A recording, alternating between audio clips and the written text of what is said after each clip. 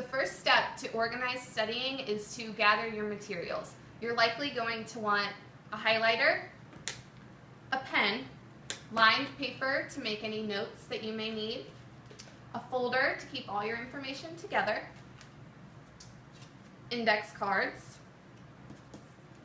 Post-it notes, and of course, your textbook. Index cards are really great for exams that require a lot of vocabulary or just quick facts. And Post-it notes are great for marking specific places in your textbook that you really want to focus on, different topics and concepts and things like that. Now that you've gathered your materials, you need to decide what you're going to be studying. So the next step to organized studying is to print off or review any study guides that your professor may have provided. Once you do that, it is wise to highlight any key concepts or what you really personally specifically want to focus on, and to make note within the guide of anything that was repeated frequently throughout the course, because that's likely to be on the exam. Now that you know your information, it would be a good idea to make note cards, which is super simple. You would just put the term or name or statistic on the back of the note card, and then put the coinciding definition or answer on the front of the note card.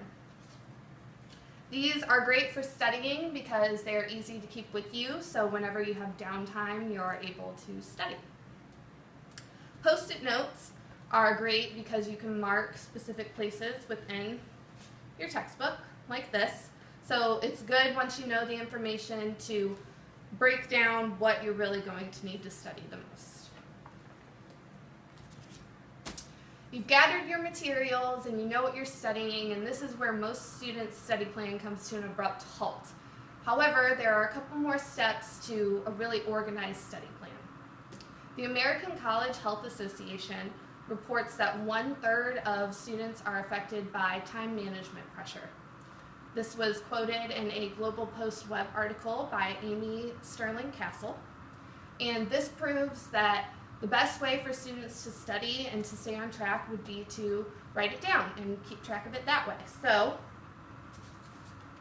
it is wise at this point to either print off a calendar from the internet or buy a planner and fill these with all your personal schedules, your work schedule, your class schedule, and any activities or events that you may need to attend that month or week or however you decide to break it up.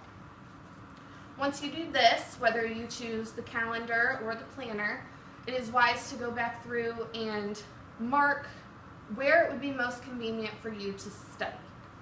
So make sure you write the time, the day, all that information down.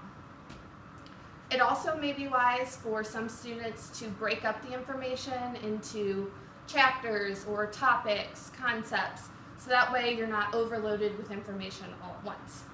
Make sure you write that information down as well. To-do lists may seem trivial, but they actually do help students in learning and studying, as Youth Central reports in the web article Top 10 Study Tips. So whichever method you decide to choose, the calendar, the planner, or to-do list, make sure you write everything down and keep yourself accountable, because the last step to organized studying will come a few weeks into your study process.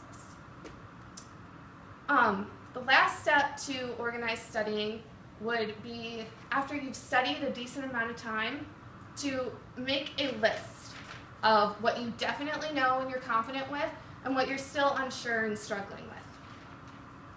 Chadron State College Learning Center reports that the information you're confident with and you really know, you should still study that for 1/4 of the original study time. That way it's fresh and it's kept in your mind throughout your study process. The same Learning Center also reports that students can forget 80% of what they've learned in just 2 weeks if they're not frequently reviewing.